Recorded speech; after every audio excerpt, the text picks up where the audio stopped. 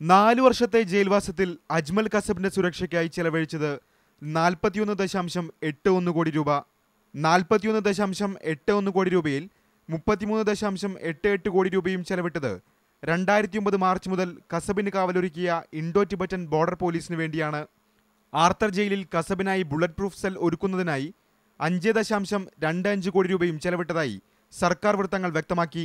മറ്റു ചെലവുകൾ ഇങ്ങനെ: ജയിലിലെ സുരക്ഷയ്ക്കായി 1.46 കോടി രൂപ, ജയിൽ ജീവനക്കാരുടെ ശമ്പളത്തിനായി 1.22 കോടി രൂപ, ഭക്ഷണത്തിന് 42,312 രൂപയും ആശുപത്രിയിലും മരുന്നിനുമായി 39,829 രൂപയും വിനിയോഗിച്ചു.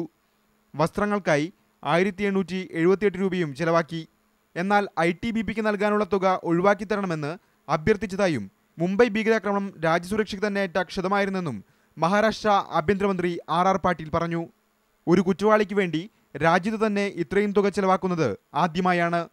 India vision, New Delhi.